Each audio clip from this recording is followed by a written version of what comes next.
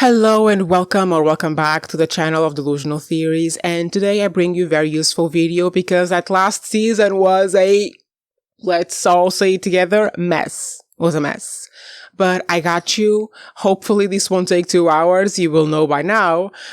And if you are looking for a 2-hour long recap, I also got you.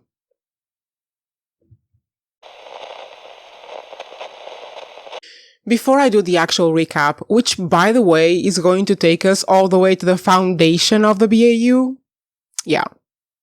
I need to just set the baseline of BAU Criminal Minds unsubs for you to understand season 16 and season 17 and what we're going to get in season 18. Criminal Minds does 2 types of unsubs of villains brilliantly, amazingly, no notes. One is those unsubs that are so absolutely psychotic and unhinged that they can actually maim or harm or kill BAU members or BAU family members. We love them. We love to hate them. We love when they are taken down. And this is the unsub we see in season 16 of Criminal Minds, which is Evolution season 1. The second type of unsub is the unsub that we root for from beginning to end. Is the unsubs that have such a tragic, horrendous life that what they are doing is so completely justifiable that we root for them. We root for them. We might not agree with everything they do and their methods, but we want nothing but the world for them. These unsubs are like some of the best episodes of the whole show. I'm always rewatching Criminal Minds, and I just rewatched the episode with the call girl. If you know, you know.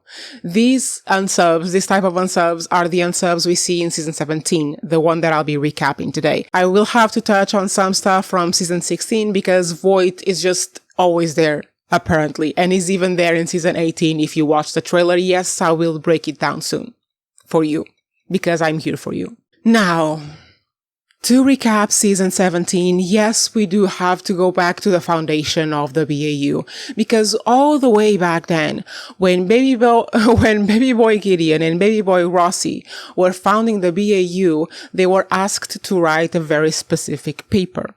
A paper that would outline what kind of life, what kind of things would have to happen to a person to turn them into a psychopath, what kind of abuse, what kind of experiences they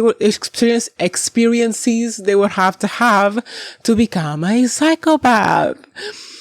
They didn't publish it because eventually they realized that, this is not a good thing, so they didn't publish it. But they did wrote it. And this paper, I think it's called the white paper, is at the foundation of the unsubs for the season 17 of Criminal Minds or season 2 of Criminal Minds Evolution. Another detail about back in the day is that they had a silent partner. We will meet this partner in season 17, and her name is Jill. Jill was Gideon's wife. When we meet her, ex-wife, but back in the day, she was his wife. And she was a silent partner for the paper and for the BAU, apparently, because she was a woman, and not just from the misogynistic point of view, but because, she was a woman and they were working with psychopaths who kill women. So Gideon wanted to protect her. He didn't want her near the work. He didn't want her in the field. So these are the 3 people who created the white paper. However, after Gideon and Rossi dropped it because they realized it was a manual to create psychopaths, Jill picked it up. I don't think it was right then. I think it was like a few years after.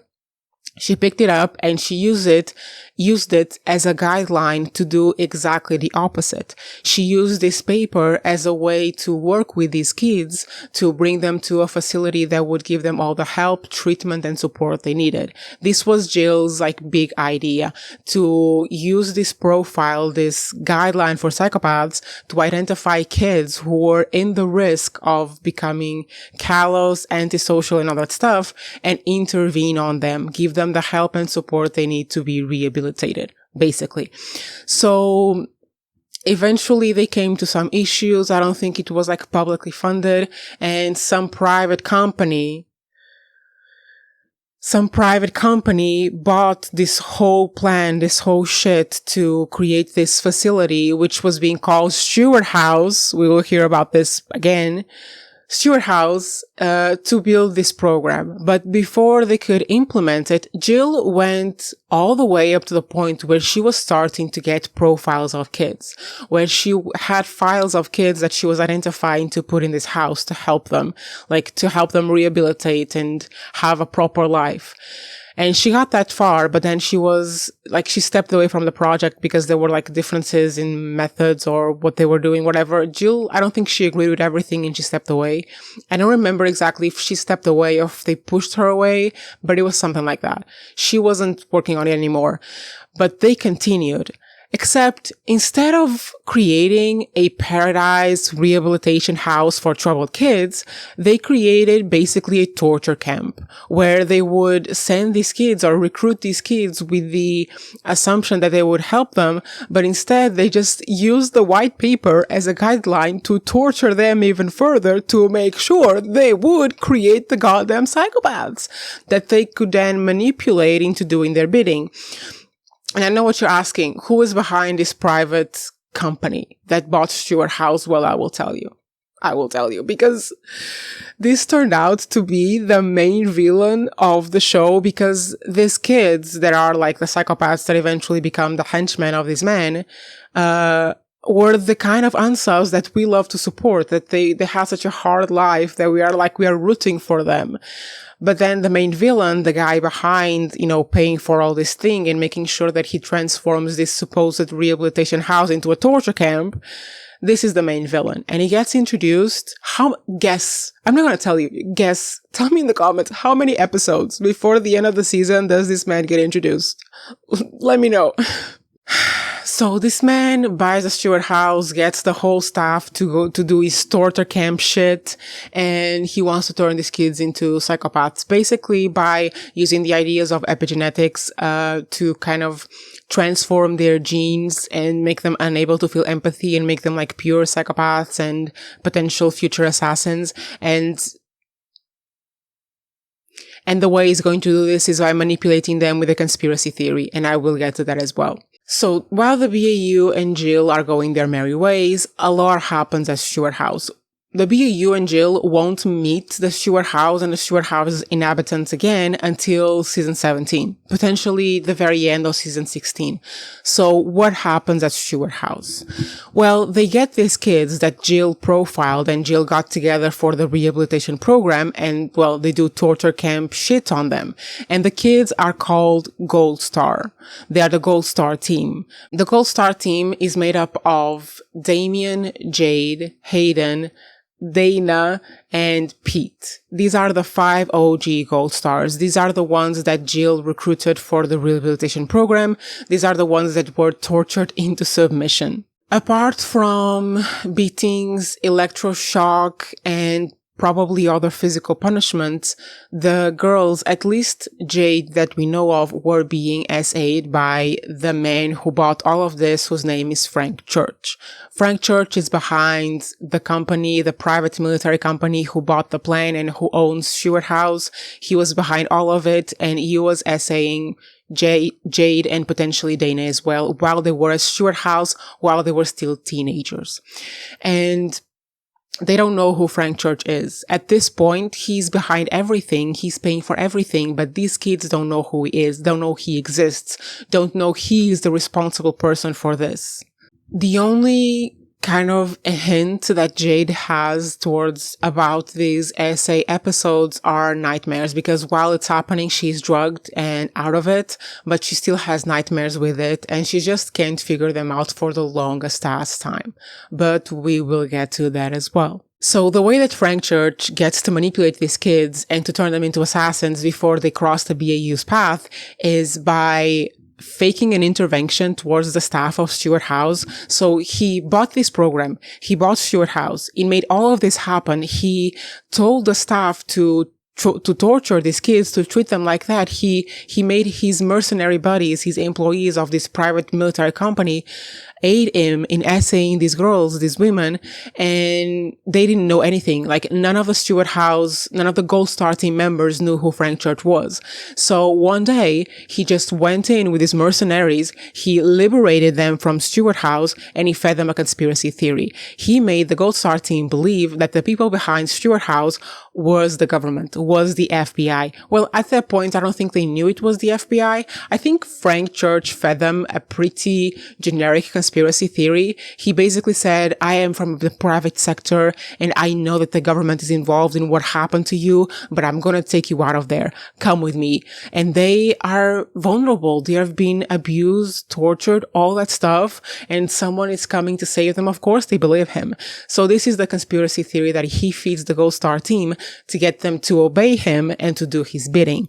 And then for the next however many years that he liberates them, well, first, after he liberates them from Stewart House, he takes them to another camp and he trains them. He gives them combat training, guns training, all that kind of stuff to make them into perfect little assassins. And he uses this conspiracy theory to motivate them. He basically tells them, okay, they did this to you, but they are also doing it to a lot more people. I can train you, I can give you what you need, and you can go after them and make sure that they don't hurt anyone else. So in the end, after they've done with their training and they're ready to go into the field to become assassins and psychopaths, they go after the Stewart House staff to make sure they don't do this to any other children. But what they're really doing for Frank Church is tying up loose ends because the Stewart House staff could blab on him. So these 5 kids spend the next, I don't know how many years, tracking down everyone involved with Stewart House all the way from the beginning, which, as you're guessing, will involve Jill, and they start killing them one by one. At the same time, the BAU is doing its work, catching unsubs and saving victims. And at some point, their lives start to cross. Because while the Gold Star team is out doing missions, sometimes they do missions alone, sometimes they do missions together, and sometimes they go back to camp to touch base with Frank Church. So one of them could be going after one of the staff members, maybe they can team up and go after another. They function as a team, but don't always work together, kind of like the BAU team. So they are out in the world. And while they are out in the world, Damien, one of the Gold Star team members, starts to get in contact with this guy named Elias Voit. Elias Voit is the unsub of season 16 of Criminal Minds. And this is how the Gold Star team starts to get close to the work of the BAU. And to explain this crossover, I know this video is going to be so gigantic, but you need to know this. To explain this crossover, I need to explain to you a little bit about Voit, about who he is and how he got into Criminal Minds' radar, into the BAU's radar. Elias Voit is a serial killer who was trained to kill by his uncle when he was a teenager. His parents died in a car crash and he was sent to live with his uncle, and his uncle was a serial killer who taught Voit how to kill. So he evolved over the years, he became more efficient, and by the time we meet him, he is very rich. He's a programmer, I think. He works with computers, and his job allows him to travel all around the country, solving problems and dealing with stuff. And in a lot of these places where he travels, he has shipment containers. You know, those containers that go on ships to take cargo to other places? Containers. And this is how he hides his crimes. He has a bunch of containers buried on the ground on different places around the country. And whenever he travels, he goes to those containers and he kills people because he's a serial killer.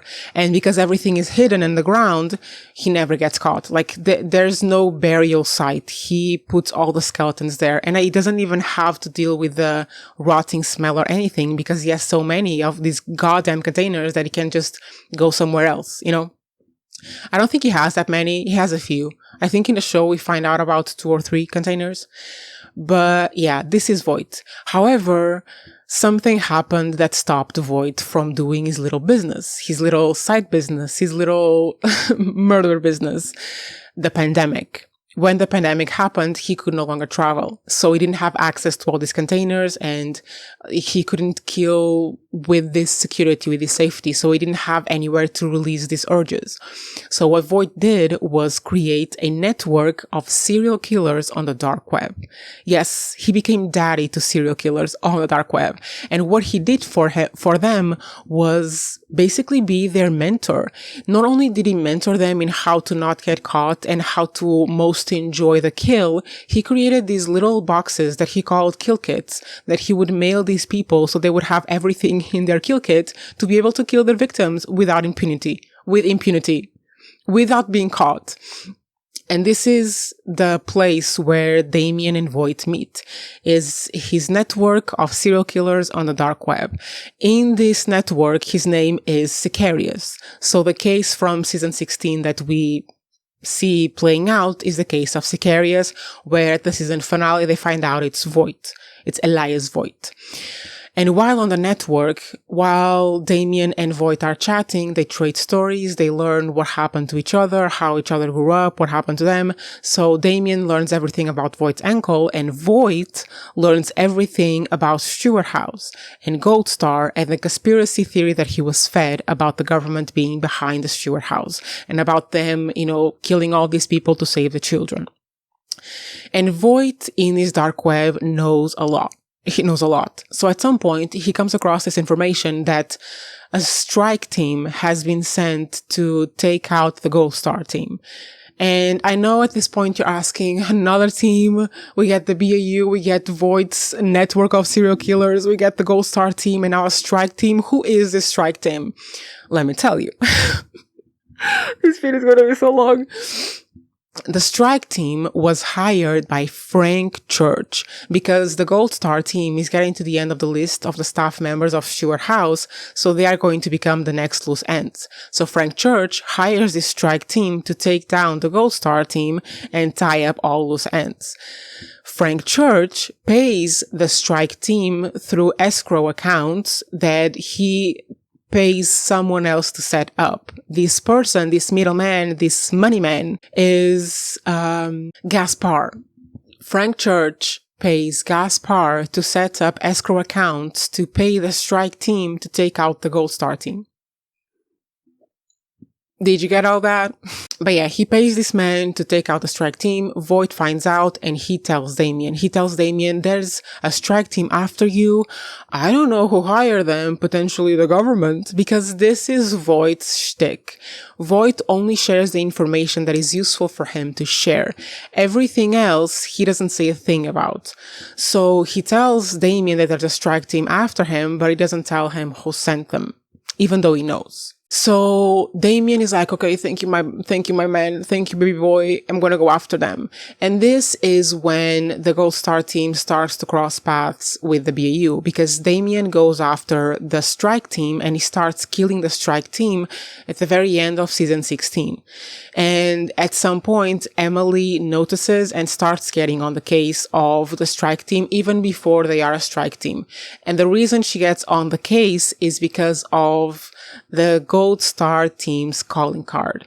In every single crime scene that they leave behind, every single person that they kill off the Stewart House staff, they leave behind a bullet with Gold Star engraved on it. So that's how Emily starts connecting the dots. She comes across one of these crime scenes with the Gold Star bullet, and then another one happens, and Emily goes there and she's like, okay, this is a serial killer that's leaving behind a calling card. I need to get on this. I need a team to get on this. And that's episode 1 of season 17. But before we get to it, there's still some backstory. Because while the Gold Star team was taking out the staff members of Stewart House and the BAU team was chasing Voit, Voit was also in contact with another Gold Star team member, Pete. Because, and this is the big plot twist of season 17, Pete is member number 5 of the Gold Star team, and Pete is Pete Bailey, the little brother of Douglas Bailey. And Douglas Bailey is whom? I don't know which one it is. Douglas Bailey is the deputy director of the FBI. No, section chief of the FBI. He's a leader in the FBI hierarchy, and his little brother had behavioral issues, was sent to Stewart House for rehabilitation, and ended up being part of this conspiracy theory. And through the years, Douglas Bailey has been trying to convince Pete that it isn't true, that the FBI is not behind kidnapping any children to turn them into psychopaths, and he even brings in experts with child trafficking to explain to him how this happens, but nothing convinces Pete. So what this means is that a high-ranking official of the FBI is aware of the Gold Star team, is aware that they are taking out all of these people, and they are doing absolutely nothing. And you know who else knows? Agent Coulson, director of the FBI. Yes, you heard me correctly. Agent Coulson from Marvel in this TV show at this moment in time in season 17 is the director of the FBI. Him and Douglas Bailey are aware of Stewart House and the Gold Star team, and they are even aware that Frank Church is behind it. And I know what you're asking. If the FBI know about the Gold Star team, even before the BAU gets in the case, if they know what's going on, why aren't they doing a thing? You're never gonna believe it. You're never gonna believe it because it was so much Criminal Minds mambo jumbo that I had to do a double take. Thruple. A third take to try to understand this goddamn mambo jumbo. And if you want to hear my ranting about this, just watch the 2-hour-long video. So, the director of the FBI and the section chief of the FBI were aware of the Gold Star team in the Gold Star shenanigans and Stewart House shenanigans, and were aware that Frank Church was behind it, and they did nothing because apparently Frank Church, the owner of this private security mercenary company, knows, because he paid for it, knows that the white paper was at the basis of creating Stewart House, knows that Gideon and Rossi wrote this manual for creating psychopaths, and apparently Frank Church has this goal of tearing down police forces in the government, the military, the FBI. He basically wants to discredit the government and the government authorities. For what purpose or reason, I have no idea. Maybe he wants the US to be a private military country only, without any public funding for military. Whatever. His goal is to, or he wants, or he threatens to discredit the FBI. So they aren't doing anything against Frank Church directly, because if they do anything against him, he will release the white paper and he will tell everyone that the FBI is behind this idea for creating psychopaths. Which would be funny, since we've had how many years and seasons and episodes about the FBI hunting down psychopaths? So it would basically seem like the FBI is creating psychopaths for their own agenda while advertising the fact that they hunt psychopaths. This is the threat that Frank Church has over the FBI and over the leadership of the FBI, and this is why they don't do anything against him. And when the BAU team starts investigating Gold Star, the FBI is against them because it's secretly trying to protect them from being discredited by Frank Church. So this is the mess you're getting into in season 17. And it's not even all of it. Oh, there's not even all of it. We can't even start season 17 yet. Because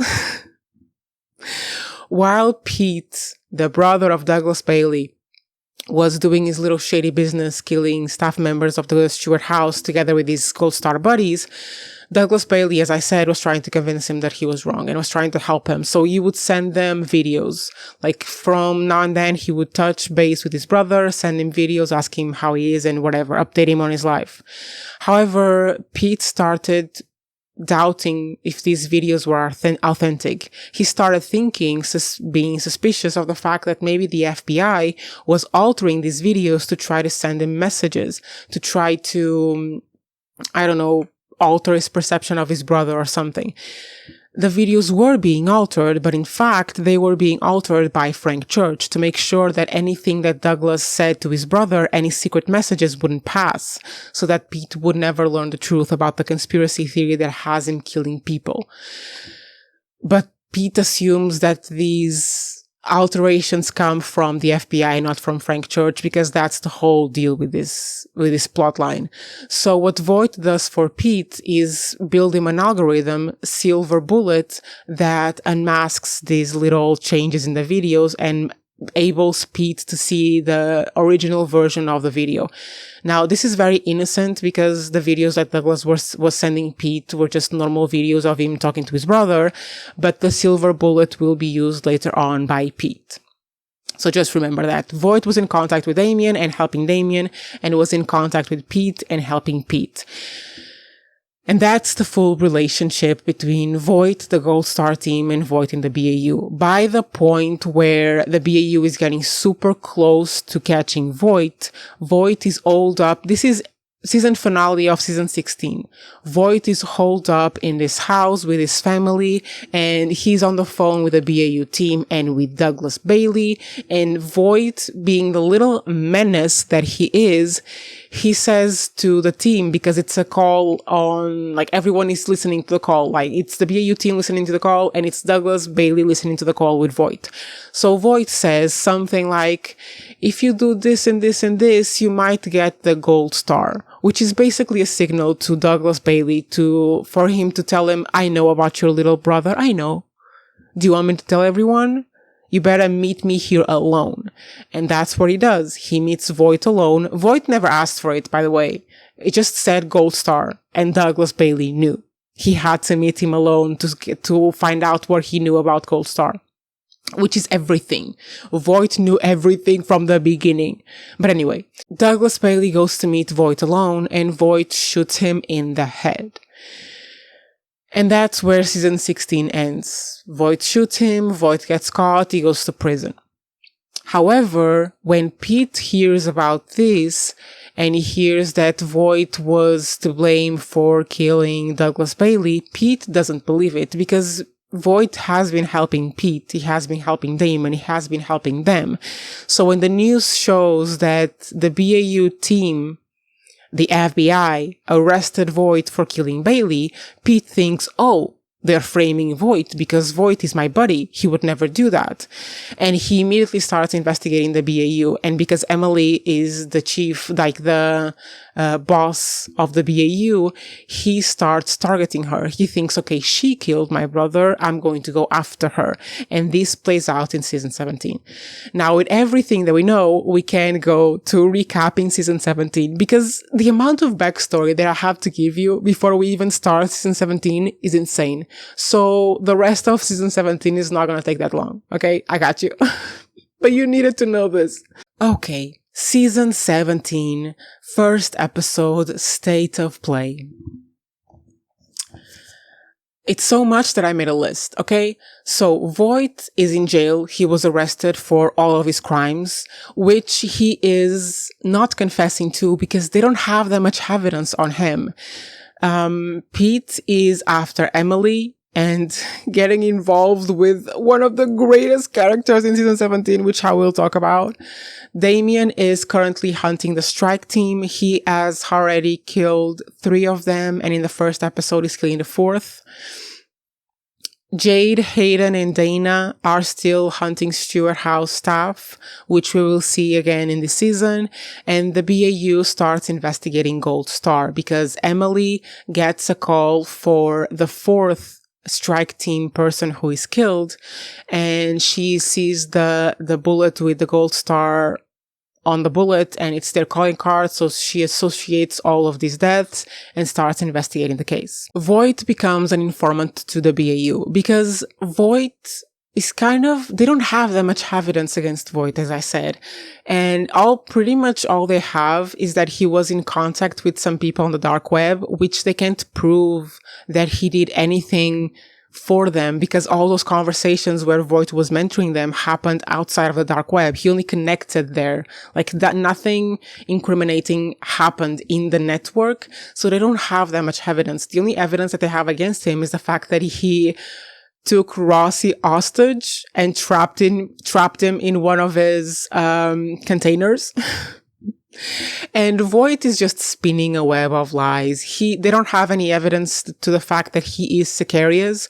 So he's just saying that he did that to Rossi because he was scared that an FBI agent was going after him, and he acted on pure fear. So due to the fact that they don't have a lot of evidence against Voight, and the fact that Voight has a lot of information about Gold Star, the DOJ strikes a deal with Voight for Voight to help the BAU catch Gold Star. So throughout this entire season, what you see is Voight not cooperating with them, manipulating them to get everything that he wants, trips to the outside, visitation with his family, anything. And he only gives them the information that is most useful for him to give them. He gives them little bits, bit by bit. He never gives them everything that he knows, even though he knows everything from the beginning. And that's how Voight is kept in the show for season 17. He's technically cooperating with the BAU, but he's making it very hard on them. So he gives them information in exchange for favors, like going outside or seeing his family. And in the beginning, the BAU kind of agrees to work with Voight because they're trying to trick him into confessing certain things that would accuse him of being sicarios. They fail the whole time. They are never able to take anything out of him. We get a lot of cool interactions. We see Luke being a really good profiler in this season. But yeah, the BAU has to work with him, but he always has the upper hand all the way to the last episode when the BAU reclaims some power, but I didn't love it. I might touch on it back then. I might touch on it later on. So the unsub for episode 1 is Damien, even though they don't know it's Damien back then because he kills the wife of one of the guys that was paid to kill the Gold Star team. The guy eventually kills himself, and that's episode 1. The investigation starts, the collaboration with Voight starts, they don't know much about the Gold Star team, and they will get to it. Episode 2, Hayden is the Gold Star team member who is portrayed as the unsub. He's killing staff members of Stewart House, and he's caught by the BAU and eventually killed. So first Gold Star team member down is Hayden. He was still on the mission of killing Stewart House staff members. And the other significant thing that happens in episode 2 is that the BAU brings Tyler, the bane of my existence, to collaborate with them because Tyler has a very special set of skills because he used to be a mercenary, I'm pretty sure. So they bring him in. In episode 3, we get an unrelated unsub that contributes absolutely zero to the Gold Star investigation and means zero overall. And it was overall a boring unsub, so I won't even mention it. And Tyler figures out the connection to Gaspar. I don't even remember how he did this. It's not even relevant. Tyler figures out that Gaspar is involved in the escrow account bullshit. And how is Tyler related to Gaspar, you ask? Well, they used to be buddies. They used to be mercenaries together, or work for the government together, or whatever missions they did together. And apparently Gaspar betrayed him. So Tyler goes after Gaspar. He clones his phone and has all of his information, and he goes to Garcia to decode it. And Garcia doesn't take it well because he is in her apartment and he won't leave. She's like, please leave. I don't want to see you. And he's like, I'm not going to leave. You need to see this phone. And it's treated as kind of an harassment episode. They deal with it later on and she eventually decodes it. And in episode 3, we meet one of the best new characters. We meet baby boy Brian. Brian is Emily's past neighbor. He's a conspiracy theorist and he's in contact with someone who has information about the FBI having a hand in this conspiracy theory of doing something shady. Brian doesn't know what it is, but Brian's source tells him that the FBI is involved in something shady and is covering up who really killed Bailey. Now I want you to wonder, who could it be? Who could be targeting Emily's ex-neighbor and telling him that the BAU is covering up who killed Douglas Bailey? Please take a guess. Yes, ladies and ladies, Pete Bailey is behind this whole thing. Pete Bailey is in contact with Brian, Emily's ex-neighbor, who is also a conspiracy theorist online, and he's telling him all this shady shit in order for him to get in contact with Emily and start doing shit Emily, which we will get to. So this is what we have in episode 3. We get introduced to Brian. a conspiracy theorist who is in contact with Pete Bailey, because Pete Bailey was on this Stewart House staff mission, but after the death of his brother, he went kind of rogue and he started hunting Emily and trying to find a way to bring her down. And the first thing he's doing is talking to Brian, apparently. Also, during this episode, they aren't able to get Voit to say anything about the Gold Star team because Voit is demanding something. Obviously, he's demanding to talk to his family. So JJ and Luke go to talk to his family, and it's bad. It's really bad. The family is in a safe house. They were promised new identities by witness protection and they haven't received them. So they're holed up in a safe house. The girls, like Voight's kids, are regressing, hardcore regressing. The wife is not well, and JJ and Luke go to ask her, to go talk to him so that he can give them the Gold Star information that they need. First, she says no, but then she eventually agrees to talk to him, and that's episode 4. The answer from episode 4 is Jade. Jade is going after sheriffs because they did what?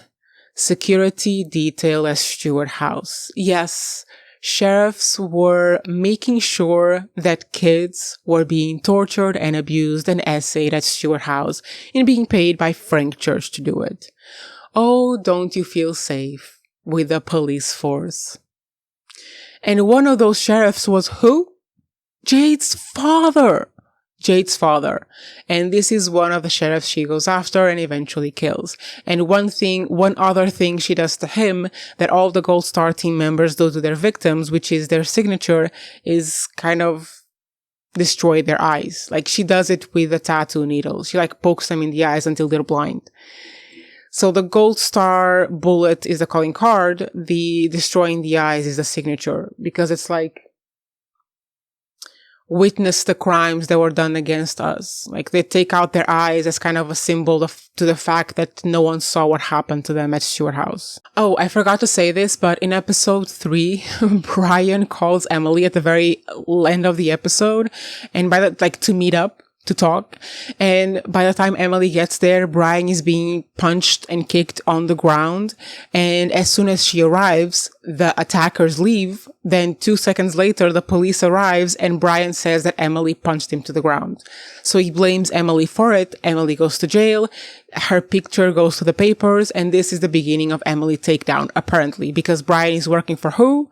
Pete. Even though he doesn't know he's working for Pete. How does Pete get Brian to incriminate Emily? By threatening his wife or ex-wife or whatever. So Emily spends a night in jail. The next day is episode 4, and Brian eventually gets into contact with her again and tells her that he was blackmailed by this person who is his source about the fact that the FBI are covering up, the Douglas Bailey murder. And Brian says to Emily, I don't know much. This source is not telling me much, but they told me one thing. It's about a program called Gold Star. And this is the first time we hear about the word program. This is the first time we figure out that this team of people are part of a program. In the same episode, Garcia cracks the phone that Tyler gave to her, Gaspar's school-owned phone. He gets the records for the escrow accounts, and she finds out that 5 people were paid through escrow accounts to take out who? Other 5 people. Apparently, the information in the phone didn't just have payouts, it had targets. So it had the money they received for the mission, and it had the targets of the mission. So by this point, the team knows that there is a strike team going after a Gold Star team. The Gold Star team are their unsubs who are killing these people and leaving these calling cards as the Gold Star bullets. And through Brian's information, they find out that the Gold Star team is not only a team of agents who might have gone rogue, it's a program. So they were trained to do that. It's not that they were trained for normal military service and then they went rogue. No. They were trained with the objective of being assassins and doing all of this. So that's what they figure out in episode 4. Voit meets his family and it's a mess because his daughter tries to kill him. Also, how did she get the knife through the agents is what I'm asking. Makes no sense. Anyway, his daughter tries to kill him, but, the BAU agreed to see his family, so he has to help. So he agrees to get in contact with Damien because he tells them that he was in contact with the Gold Star in his network. Or the network, or Sicarios' network, which is not his, but he was also there. And I'm going to remind you that Voit knows that who is the Gold Star team. Voit knows that they are being controlled by a conspiracy theory. Voit knows that they were at Stewart House. Voit knows about Frank Church. Voit knows about all of this. All of it. And the only thing he told them is, yeah, I met Gold Star in the network. He doesn't even tell them it was a team in the beginning. So that's the range of Voigt's manipulation. Voit sets up a meeting with Damien and Jade. The BAU take Voit with the jet to the park of the meeting. Damien doesn't show up, Jade shows up, she messes with them, they bring a bomb, they defuse it, whatever. And then at the end, Voit is in a van ready to be taken back to his cell. Damien dresses as a guard, goes to the van and talks to Voit, and Voit gives Damien the next clue of the conspiracy theory. He says that everything leads back to North Star. Which is the vaguest ass shit. This is what I'm telling you. Like, the conspiracy theory that got these people to murder so many people is so goddamn vague. Again, if you want to hear my rant about it, 2-hour recap. So when Voit tells them the next target is North Star, basically is like telling their conspiracy theory brains that they need to go to the origin of all of this. They need to figure out who started this. It's not enough to kill the people responsible for, enacting those actions in Stewart House. It's not enough to kill the people who, followed orders. They need to go back to the people who actually created the program that made them into assassins. And this is how it leads them back to Jill and eventually to the BAU. But not before some filler episodes. Before episode 6, by far the biggest filler of the whole season, I think, Brian is arrested because he knows too much. Emily needs a lead about this whole thing, so she arrests him. And Brian says that his source told him that the only thing he needs to say is 4 little words, which is, Teresa is not safe. And I know what you're asking. Who the hell is Teresa? You don't need to know. Completely irrelevant. Completely irrelevant. Teresa is just brought in for the romance. Because as I said, there are romantic triangles, even squares, and that's where Teresa fits in. The only thing that Teresa gives us in the end is another connection to Gaspar, who will eventually be arrested and lead them back to Frank Church. That's the only thing you need to know about Teresa. Teresa was a waste of space and a waste of time. Not the actress, not the character in itself, just the story. Because the character is actually kind of cool. Episode 6 is entirely filler with an unrelated unsub that is annoying to its core. It's so annoying. I hate that unsub. Not just because he's unrelated, for many reasons. 2-hour review. I'm saying this, but I can only put it here once. So if I keep pointing to it, it's in the description, I guess. This is the hallucinations episode. The episode where JJ and Emily are high on Garcia's couch. Yes, you heard that correctly. Where JJ wants to be a catcher in the rye.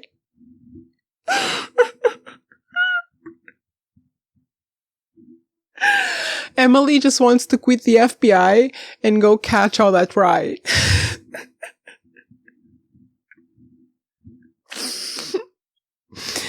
Anyway, and JJ gets high and they have the conversation about the dark web corn.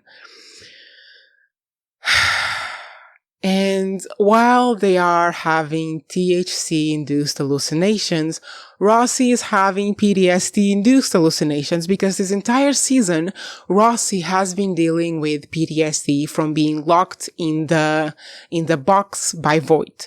He's hallucinating Voit. Voit is following him around in his head all the time. And they were portraying this very well as PTSD, and at some point, Rossi just comes out and says, it's not PTSD, it's how I figure them out. I see them around me, I have hallucinations with the unsubs that I arrest because I'm figuring them out. which is the most stupid thing I could have ever heard coming out of Rossi's mouth, but that's what they say. So how does Rossi deal with these hallucinations of Voit that have been hunting him for months? He goes to talk to Voit. And this is when they find out that Stewart House was created because of the white paper. And this is when, well, in the next episode, episode 7, we get to meet Jill. Because Emily brings Jill into the investigation. And initially, I love Jill. Jill was so much fun. She was a different kind of character because these seasons of Criminal Minds are kind of a little quirky, I guess. There's a lot of quirky characters. But I liked Jill in the beginning. And then I didn't. And I will explain how. Because her behavior in episode 8, I think, despicable. I did not like that at all. But I will explain it. Still in episode 7, which is also still kind of filler, Damien and Jade are still hunting Stewart House staff members. Voit uses his lawyer to get in contact with them and give them one of his kill kits that has a key and location to one of his little shipment containers. But for some reason, before they go to the shipment container, they are following this North Star path, and that's when they get to Jill. Throughout these filler episodes, we get a lot of backstory of Jade and Damien. We find out how they were in the torture camp together, and they bonded a lot through this because Damien would hold Jade when she was giving shocks to disperse the shock through his body as well. They are dating. They are like one of the cutest things. I was rooting for them the whole season, I'm gonna be honest, for Jade and Damien. And this is when they start talking about these nightmares that Jade has, and she's kind of figuring out, but not really, and there's some doubt in their minds about Frank Church, is what I'm trying to say. There's some doubt in their minds. But in one of these scenes where they are bonding, we hear them make a pact. And the pact is, whatever happens in the future, they won't let each other be caught by the FBI, because they still believe this conspiracy theory that if they are caught by the FBI, they're basically going to be back at Stewart House. They're going to be tortured and assaulted and whatever. So in episode 8, Damien gets to Jill, and Jill voluntarily goes with Damien. She takes Damien to Gideon's old cabin in the woods because she says there's a child who needs saving. And remember, the whole conspiracy theory that the Gold Star team is under is that they are saving the next children. They are making sure what happened to them never happens to other children. So Jill takes him to this cabin and gives him a big speech about the fact that he is the child, that it needs to be saved and whatever. And somehow, in 10 minutes, she convinces Damien that the whole thing is a conspiracy theory, which to me was insane. It should have been days at least for him to stop believing this. But she convinces him. They all come out once the FBI is all there in police cars and whatever. And Jill is coming out like, don't shoot, he's surrendering, he's not a danger, don't shoot this child, that was my responsibility, like I selected him for this program and then I abandoned it and whatever, she feels responsible. And when they get outside, Damien, knowing that it is a conspiracy theory, knowing that so much of his life was a lie, he signals to Jade to kill him.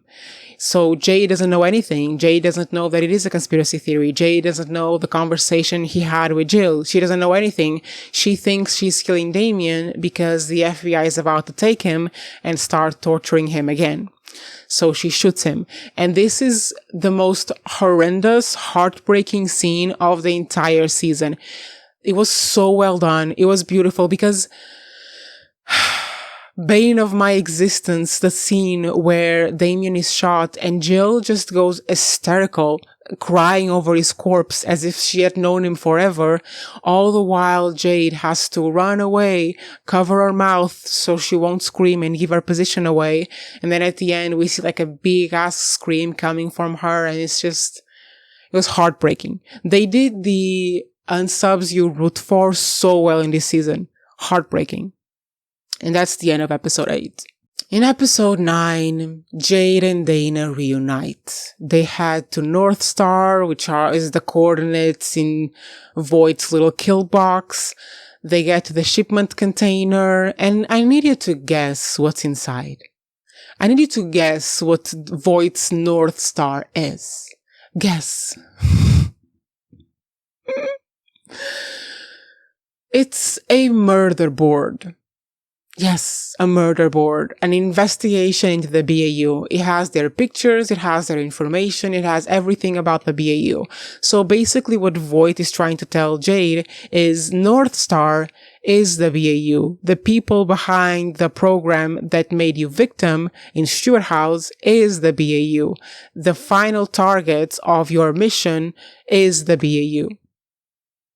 But Jade, not wanting to trust anyone apart from the people she actually trusts, and Dana as well, they decide that before they go after the BAU to, get the final target of this conspiracy theory, they are going to go home and talk to Frank Church about this, because they still don't know that Frank Church is behind everything. They still think Frank Church is what? Their goddamn savior. So they go home. While this is happening, remember, through Brian, we get to Gaspar and the business that was happening with Gaspar. And Gaspar leads us to Frank Church. So the BAU brings in Frank Church to interrogate him. But because Frank Church is a threat to the BAU because he could expose the white paper's origin, the director of the FBI says, no, you can't interrogate Frank Church, let him go. So he goes. But somehow, I don't remember how, it's not relevant, the BAU gets a search warrant for base camp, where Frank Church is, where Dana and Jade are, where the new Gold Star trainees are. Who are the new Gold Star trainees, you ask? Another Stewart House that Frank Church rescued, which means he did this to other people. He created another Stewart House where they had kids tortured and then liberated them, and is now training them to be assassins for him. And this is probably another reason why he sent a strike team after the Gold Star team, because he's already creating a new one, so he doesn't need the old ones. But while they are at base camp, Jade is basically talking to the new her, to Mila, and because Mila admires Jade, right? She's her role model, the badass woman who was tortured at Stewart House and then made sure those staff members would never do it to anyone again. So Mila is talking to Jade, and Mila tells her about her nightmares because Frank Church is doing what to her? Essaying her like he did to Jade. So Mila tells Jade about this, and over time, Jade starts to put the pieces together and figure out that who did that to her was Frank. So in episode 9, everything converges. The BAU is at base camp with a search warrant to go search the facility. Frank Church is there freaking out, telling his mercenaries to not let anyone in. And Jade has just figured out what happened and is gonna set the goddamn camp on fire. She tells Mila to take the kids away to save the children from the camp. She does that, and then Jade plants explosives in the camp to try to catch Frank Church. The explosives go out when Emily and Rossi are inside the camp.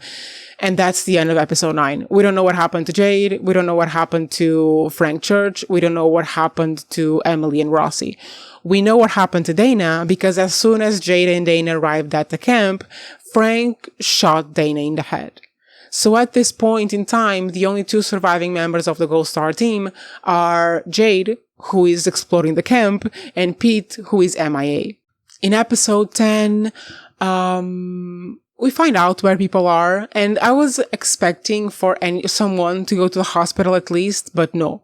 Everyone is fine. Rossi is under metal that gets lifted up and is fine. Emily was kidnapped by Jade, who at this point is being helped by Pete because Pete shows up and is helping Jade kidnap Emily and Frank Church, because now their conspiracy theory is putting together the BAU and Frank Church as being in bed with the conspiracy theory.